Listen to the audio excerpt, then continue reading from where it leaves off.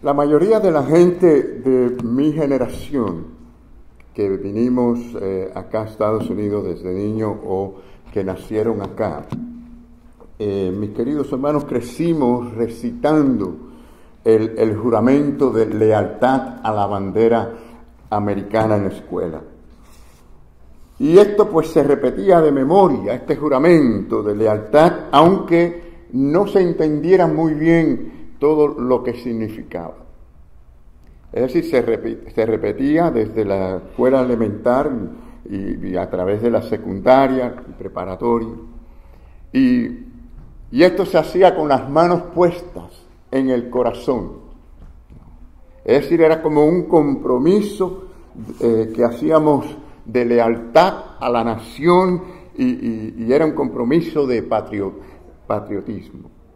Bueno, quiero decirle, desde que ocurrió el 9/11, muchos en esta nación lo hacen con un nuevo sentido de responsabilidad, así como en cuanto al privilegio que tenemos por ser parte de esta gran nación, de esta comunidad llamada Estados Unidos. Bueno, hermanos, cuando un creyente viene a Jesucristo y pone su fe solamente en Él como Señor y como Salvador, pues pasas a formar parte de algo mucho más grande que un simple pasaporte del infierno al cielo. Es decir, cuando Dios nos salvó, Dios nos colocó a nosotros en una comunidad más amplia, una nueva sociedad a la cual llamamos la Iglesia de Cristo. Es decir, hombres y mujeres convertidos, llamados a ser pueblo de Dios, a ser la Iglesia del Señor, con privilegio y con responsabilidades, por supuesto, así como dijimos en cuanto a la nación. Pero esto es algo mucho más importante que la política y las cosas que podamos ver en este mundo. Se trata del reino de Dios, de ser parte del reino de los cielos. Y de hecho, Dios, en el Espíritu Santo, Él se encargó de este juramento. Sí, hermanos, de este juramento de lealtad. ¿Cómo sucedió esto? ¿Cómo fue esto? Bueno, fíjense que nos bautizó a nosotros en el cuerpo de Cristo. Ahí está la clave de todo esto. Usted se pudo haber bautizado por inmersión en las aguas bautismales, pero el verdadero cristiano convertido es el que tiene el bautismo del Espíritu Santo. Y esto es lo que Pablo habla en cuanto a una nueva revelación. Yo quiero que ustedes lo vean conmigo aquí en este pasaje que queremos decir. Busquen en su Biblia en 1 Corintios, capítulo 12, versículo 13. Y allí encontramos este bautismo, esta relación, mis queridos hermanos, del cual estamos hablando. Repito, 1 Corintios 12, 13 dice: porque por un solo espíritu fuimos todos bautizados en un cuerpo, sean judíos o griegos, sean esclavos o libres, y a todos se nos dio a beber de un mismo espíritu. ¿Escuchó bien esto, mi querido hermano? Es decir, por un mismo espíritu. Y este no es el bautismo en agua, sino este es el ministerio soberano del Espíritu Santo, mediante el cual pues nos coloca a cada uno, a cada creyente, en el cuerpo de Cristo en el momento en que somos salvos. Nuestra vocación como creyentes es saber cómo funciona esto, cómo funciona el cuerpo de Cristo, cómo vamos a funcionar nosotros como miembros de este cuerpo. Bueno, libros enteros se han escrito sobre este asunto de la misión de la Iglesia, nuestra responsabilidad como cristianos en relación con la Iglesia, pero yo diría que, vamos a decir, quizás el resumen más importante en cuanto al propósito de la Iglesia lo tenemos aquí en este pasaje que ustedes están viendo en la pantalla, que encontramos que dice, el Señor Jesucristo dijo en cuanto a la iglesia, le ordena ser discípulos a todas las naciones. Y ahí vamos a tener el primer punto, mis queridos hermanos. El primer punto es hacer discípulos, lo cual define nuestra misión. Y yo quiero darles dos definiciones a ustedes básicas del discipulado, porque tiene una dimensión personal, pero también una dimensión corporativa, ¿no? En términos de nuestro lugar en el cuerpo de Cristo. El discipulado es el proceso. O sea, usted es un discípulo una vez que usted viene a Jesucristo, y hay que crecer en el Señor. Este es el discipulado, ¿no? Cuando el cristiano aprende a llevar su vida bajo el dominio, el control del Señor por medio del Espíritu Santo. Y esto no es algo que ocurre de un día para otro, esto es un proceso de crecimiento. Nada bueno se logra sin sacrificio, sin disciplina. Y el cristiano en la iglesia debe tener la disciplina y el sacrificio para el crecimiento espiritual. Ser un discípulo significa que Jesucristo quiere más de ti hoy que ayer. Quiere más de ti mañana que hoy. Esto es crecimiento. Es decir, no se conforme usted con estar igual, sino con crecer, recibir conocimiento del Señor y crecer en el servicio del Señor. Así que se define el término discipulado como un proceso de desarrollo por el cual usted y yo pasamos de ser niños espirituales a la madurez espiritual. ¿Para qué? Para que podamos nosotros producir en la iglesia, ¿no? Con los dones, con todos los talentos, con lo que Dios nos da, podamos nosotros producir en este proceso a otros discípulos. Es estar unidos en cooperación para que crezcamos y podamos ayudar a que hayan otros que sean discipulados. Cada uno tiene esta responsabilidad. ¿Qué les parece? Es decir, si usted se ve como un discípulo que tiene que crecer para discipular, usted está en el camino correcto, porque es lo que la Biblia nos enseña. Todos tenemos una parte en esta gran obra, maravillosa obra de Dios. La Biblia le llama a esto la madurez, que es conforme, como leemos allí, conforme a la imagen de Jesucristo. ¿Sabía usted que usted debe desear esto? Ser conforme a la imagen de Jesucristo. Este versículo es muy importante porque explica el objetivo de ser semejante a Cristo. Y vamos a verlo completo. Bueno, no lo tenemos acá. Sí, vamos a ver. Hacer discípulos define. Aquí está el pasaje bíblico. Aquí está completo el versículo. Dice, porque a los que antes conoció también los predestinó. Ya está hablando de antes de la fundación del mundo, ¿no? En la eternidad pasada. Dios soberano obró, predestinó, todo lo hizo para crear un pueblo que le adorase a Él, un pueblo que tuviera la herencia de Cristo, su Hijo. Dice, porque a los que antes conoció, y Pablo decía que quería algún día conocer cómo fue conocido. Esto lo vamos a conocer con más detalles cuando estemos en el cielo. Pero dice, a los que, dice, también los predestinó para que fuesen hechos, agarren ahí, para que fuesen hechos conforme, ¿a qué? A la imagen de su Hijo, para que Él sea el primogénito entre muchos hermanos. ¿Qué les parece, mis queridos hermanos? Esto es algo maravilloso, que el Señor nos haya escogido para que seamos a la imagen de Jesucristo mismo. En otras palabras, el proceso del discipulado, de lograr que cada creyente se parezca más a Cristo, esto está diseñado, hermanos, para que se repita una y otra vez. ¿Para qué? Para que Jesús tenga muchos hermanos y hermanas que se parezcan a Él. Claro que esto se va a hacer perfecto algún día, cuando ya no tengamos pecado, el cuerpo de pecado, cuando estemos en gloria, seremos perfectamente semejantes a Cristo. Pero el propósito del Señor aquí, mientras estamos aquí en la tierra, es ir haciendo en la práctica cada vez más lo que somos en nuestra posición en Cristo. Porque delante de Dios, usted y yo somos perfectos por la sangre de Cristo, ¿sí o no? ¿No nos borra de todo pecado el Señor? El Señor no acepta nada manchado. Estamos perfectos delante de Dios. ¡Qué maravilla! ¿Cuánto decimos gracias, Señor? Gloria a Dios por esto, ¿no? Que ningún pecado está allí delante de los ojos de Dios, pero en la práctica.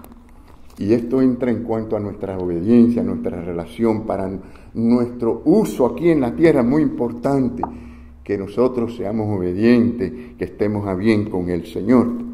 Así que usted y yo podemos, no podemos de ninguna manera hacer esto posible si estamos viviendo aislados, ¿no? No existe en el Evangelio el cristiano llanero solitario, no existe. Siempre los apóstoles escribieron estas epístolas a iglesia, todas estas enseñanzas maravillosas para el creyente, a la congregación, a los creyentes de tal y más cual congregación. O sea que la iglesia es el lugar de Dios para producir discípulos en el mundo, y discípulos que se parezcan a Jesucristo en la forma de pensar, en la forma de hablar, en la forma de actuar. Es más, a los cristianos se les llamaron cristianos por eso. Por primera vez, ¿no? En Antioquía, ¿no fue? Se les dijo por primera vez cristiano, pero no se les dijo como un título bonito, por muy posible que era como una burla quizás, pero era realmente porque era decir, se parecen, tienen una semejanza, hablan así como, actúan como Jesucristo. Y hermanos, eso para nosotros es una bendición que nos digan esto. Hoy en día no es el mundo el que nos dice cristiano. La gente misma se dice, yo soy cristiano. Pero no todo el que dice ser lo es. Dice la palabra Señor, no todo el que dice Señor, Señor, entrará en el reino de los cielos, sino el que hace ¿qué?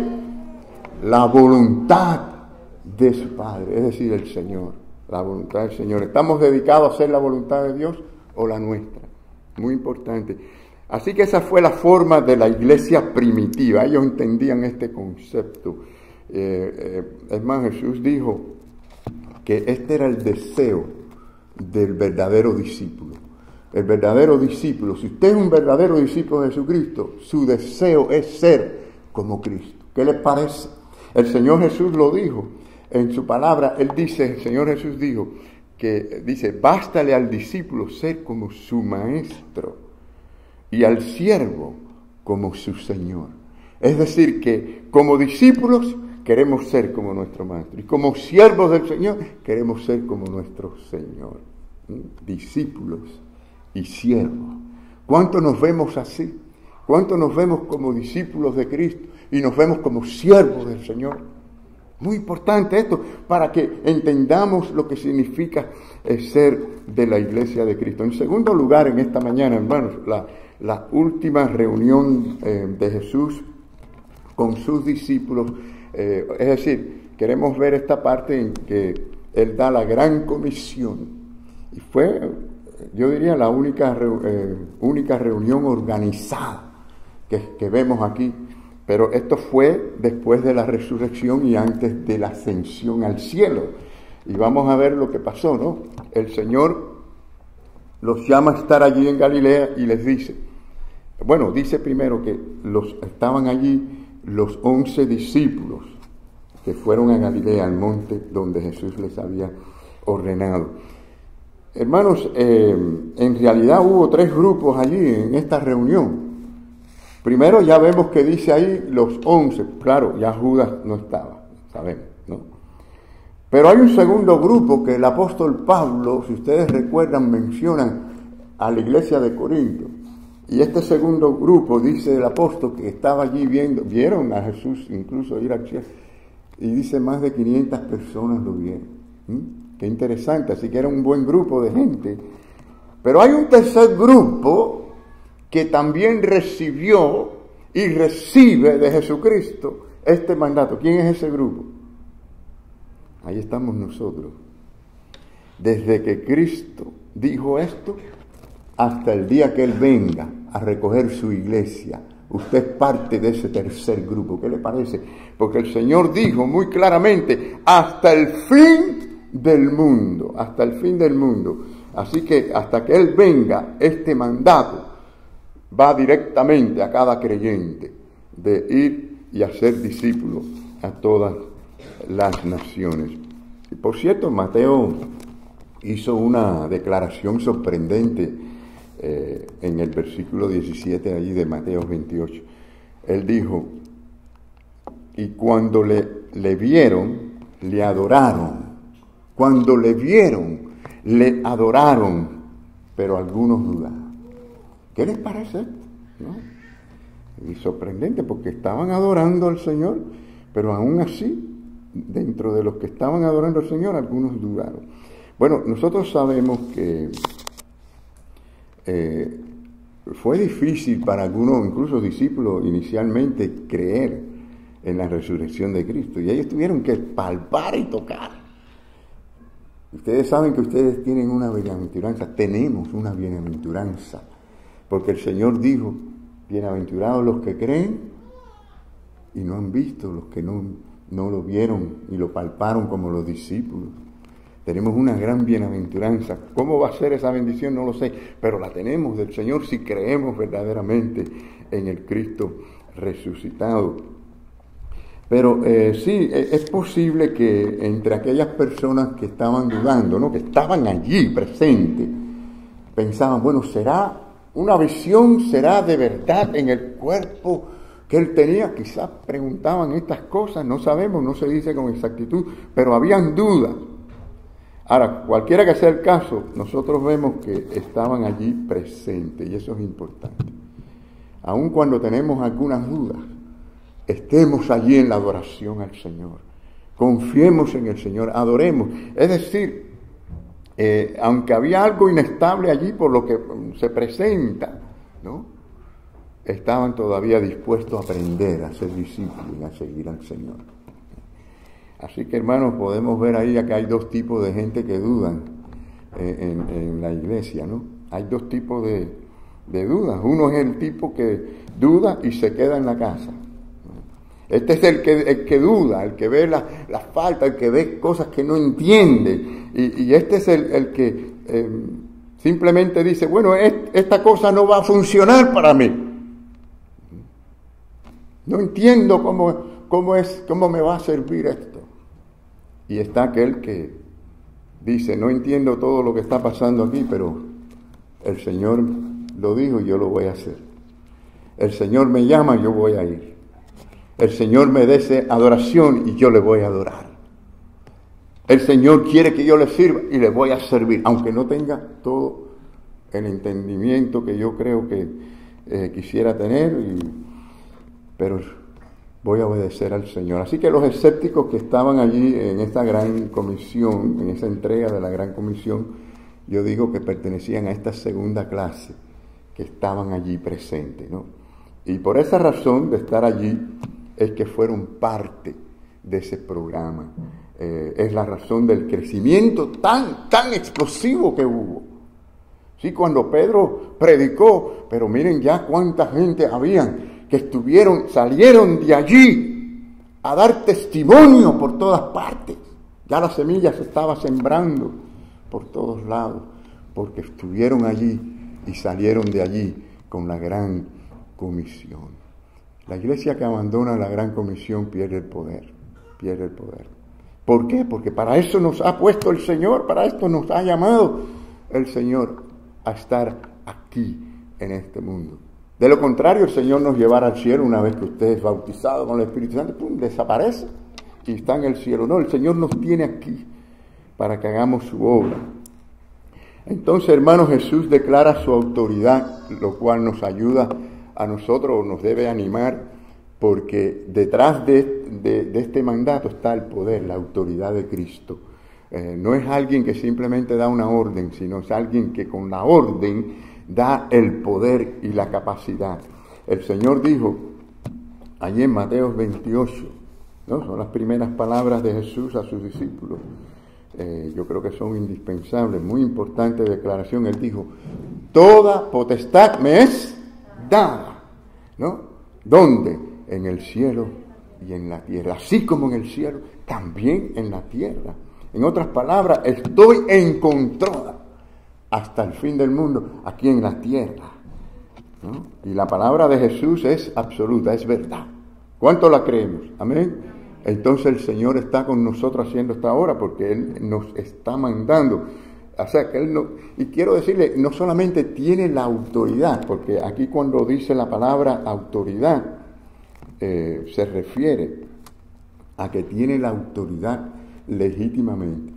Es decir, a Él le pertenece, Él tiene el derecho de tener esa autoridad. Por ejemplo, si ustedes recuerdan el 11 de septiembre de 2001, nuestra nación experimentó los estragos de esa, es decir, causados por gente que tenían un poder o usaron un poder en sus manos. Cayó el poder en las manos de la gente equivocada, ¿no? En este sentido. Es un ejemplo de esto, y fueron secuestradores de esos aviones que estaban a cargo, eran 4 aviones que tomaron ellos. Pero ellos se robaron esa autoridad. Nadie les concedió ese derecho, esa autoridad a ellos. Ellos tomaron esa autoridad y su control duró hasta que los aviones fueron estrellados. Pero hermano, no así con nuestro Señor Jesucristo. Su autoridad es dada por Dios mismo a Él, ¿no? ¿En virtud de qué? De su muerte en la cruz del Calvario. Él es el creador con el Padre, pero también Él es el creador de esta iglesia. Es el que ha formado a este pueblo, porque dio su sangre preciosa, su sacrificio.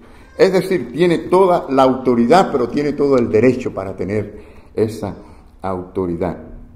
Y está a cargo en el cielo y en la tierra, como dice aquí la palabra del Señor, en el tiempo y en la eternidad, ¿no? Está su autoridad. Miren, si ustedes leen todo el libro de Apocalipsis, aunque lamentablemente han acabado con Apocalipsis, con todo el asunto futurista, y hay tantos disparates ahí que eso es increíble lo que han hecho con Apocalipsis, pero si ustedes leen Apocalipsis cuidadosamente se van a dar cuenta de que nos enseña que el Señor está en control.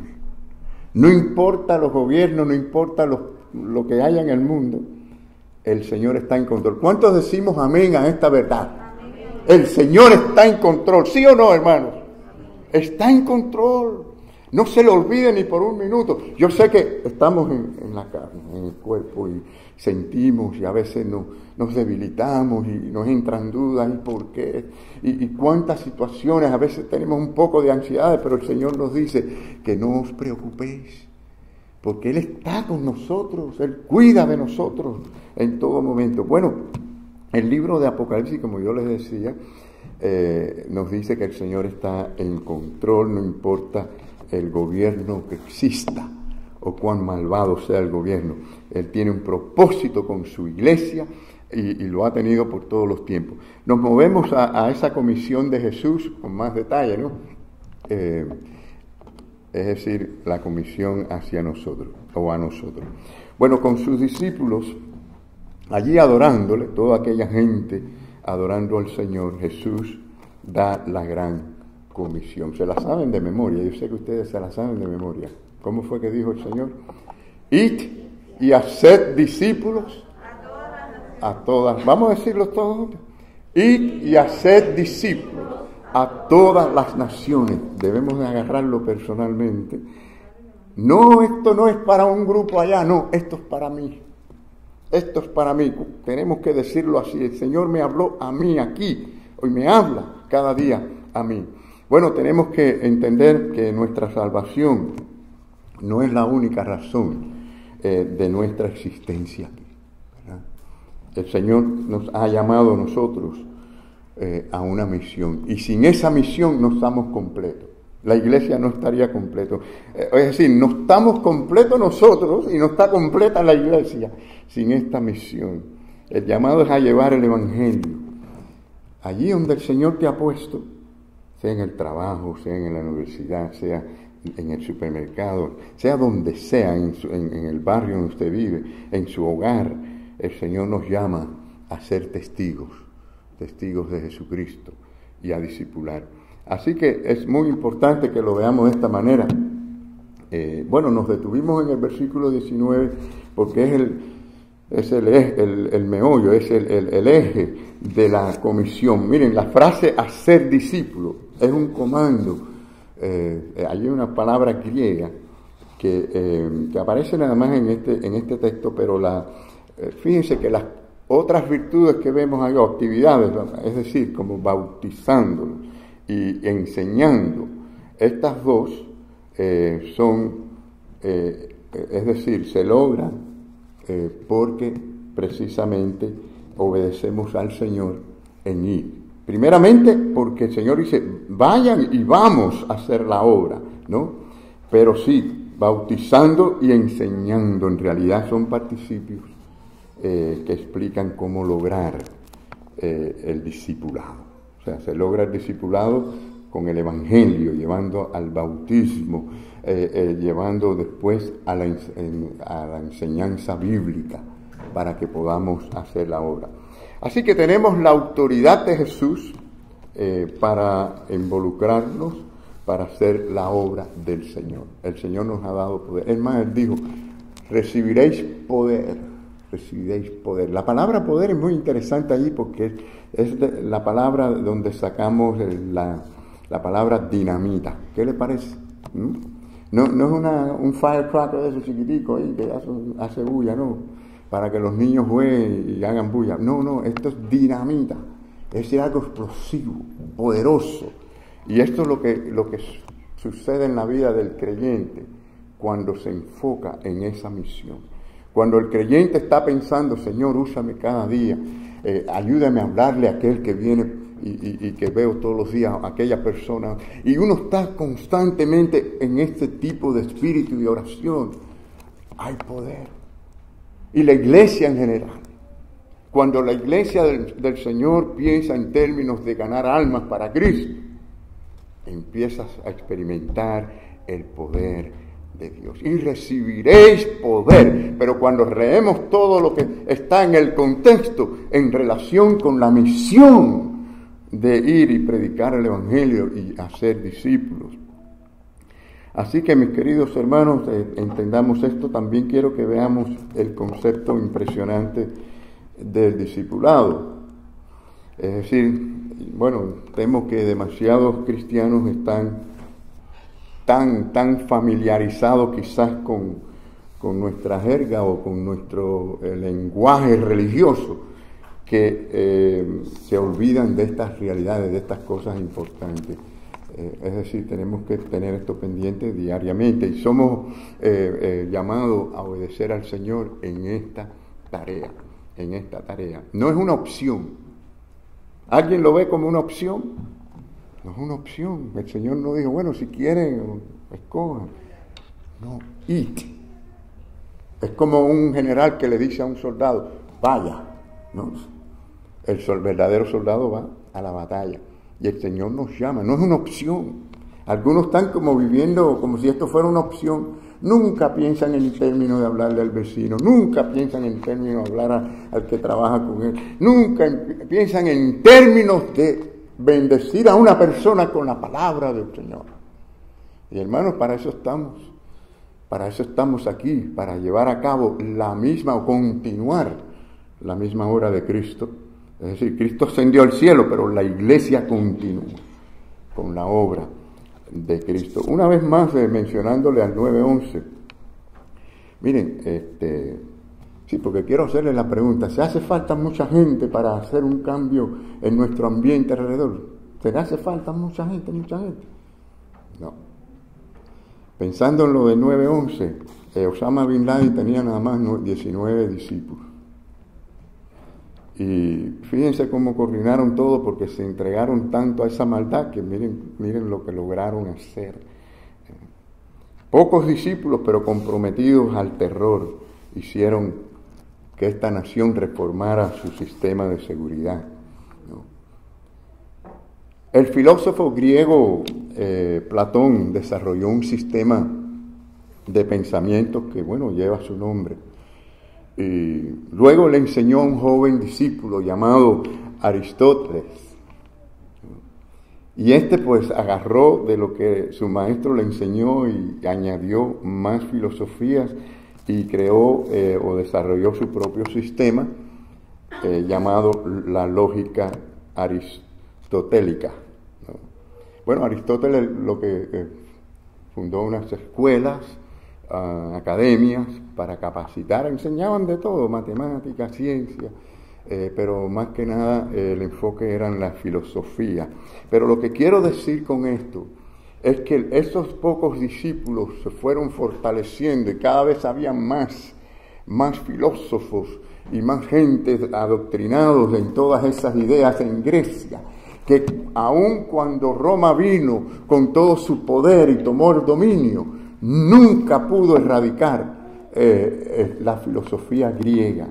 Es decir, la cultura griega dominó, aunque el poderío romano era, en cuanto a la parte militar, política, tenían todo ese control, pero no pudieron controlar la cultura griega. Avanzaba cada vez más. ¿Por qué? Por esos discípulos. Ahora, hermanos, nosotros tenemos el poder de Dios. Nosotros tenemos, fíjense que a la iglesia nadie la puede derribar. No, ni las puertas del Hades prevalecerán contra ella, dijo el Señor. Y hasta los días de hoy, con todas las persecuciones que han habido, ahí está la iglesia del Señor. Y esto debe sernos evidencia, debe servirnos que el Señor verdaderamente nos da el poder y está detrás de la iglesia. Y esto nos ayuda a nosotros a entender que no solamente el Señor nos envía, sino que está con nosotros. Por eso Él dijo, estaré con vosotros, ¿hasta cuándo? Hasta el fin del mundo. En esa obra está con nosotros. Cuando usted hace por el Señor, sirve al Señor, habla a alguien de su testimonio, el Señor está hablando con usted. El Señor está obrando con usted. El Señor está allí. Y el Espíritu Santo se goza, ¿no? Se goza. Al contrario, se entristece cuando el cristiano no piensa en nada de su misión aquí en este mundo. Temo que hay muchos cristianos que están pensando mucho en el yo y no en su misión para el Señor. Saben que el presidente Kennedy dijo, bueno, sabemos de su terrible traición a Cuba, pero dijo una cosa muy importante que yo creo que es digna de reconocerla. Y él dijo en una ocasión, no es lo que la nación puede hacer por usted, sino lo que usted puede hacer por la nación. Y yo diría en cuanto a la iglesia, no es lo que la iglesia puede hacer por usted, sino lo que usted puede hacer por la iglesia. Mucha gente viene solamente para ver qué reciben, sea una terapia espiritual, sea el compañerismo y disfrutar estas cosas que podemos disfrutar, ¿no?, en la iglesia, porque no es que estamos diciendo que el compañerismo sea malo, es bueno. Algunos vienen porque les gusta la alabanza y les gusta ese tiempo. Pero hermanos, pensemos bien, ¿para qué estamos? Id y hacer la obra. Id y servir al Señor. El Señor nos llamó siervos. Bueno, nos llamaron de muchas maneras. El Señor nos llamó de muchas maneras, porque cuando dijo que somos ovejas, aunque déjenme decirle, no es un gran halago que nos digan ovejas, ¿sabes? No se sienta tan allá arriba, no. Es para que nos humillemos, porque la oveja es un animal que no se sabe, no se puede defender, ¿verdad? Cuando viene el lobo, es fatal. La oveja se pierde fácil, se descarría y no encuentra regreso. Se cae en un hueco ahí, no puede salir. Las paticas son chiquitas, ¿no? El cuerpo muy grande. Cuando nos dicen oveja, nos están diciendo, no nos están diciendo tontos ni estúpidos, pero nos están diciendo que nosotros necesitamos al pastor que nos cuide, que nos saque del hueco, que nos ayude, que nos levante. Necesitamos que el pastor nos alimente, ¿no? Y necesitamos que oír la voz del pastor. No sé si ustedes saben de esta historia, pero en una ocasión, en una excursión en que estaba un pastor por allá por el Medio Oriente y pasaron por un lugar donde había un pastor guiando a las ovejas y quiso detenerse allí y comunicarse con el traductor, con el pastor de las ovejas, y él le dijo que le dejara a él llamar a las ovejas. Y el pastor le explicó cómo él las llamaba y él intentó llamarlas y ninguna se movía, como si no hubieran llamado a nadie. Y luego el verdadero pastor las llama y enseguida empezaron a venir hacia el pastor. ¿Ah? La verdadera oveja, por eso nos llaman también ovejas, porque el Señor dijo, mis ovejas, ¿qué? Oyen mi voz, pero no solamente la oyen, obedecen, siguen. Allí está usted, en que usted oye a Dios que le habla y usted tiene un deseo en su corazón de seguirle, de obedecerle al Señor. Este es el verdadero discípulo, ¿no? Temo que muchos cristianos están viviendo para ello, para disfrutar el mundo. No están pensando realmente en su responsabilidad, en su misión, para qué estamos y a quién pertenecemos. Pero sí, mientras tanto estamos aquí, Dios nos ha llamado del mundo a un grupo de personas conocidas como la Iglesia de Cristo. Hombres y mujeres y jóvenes convertidos que están bajo el señorío del Señor Jesucristo.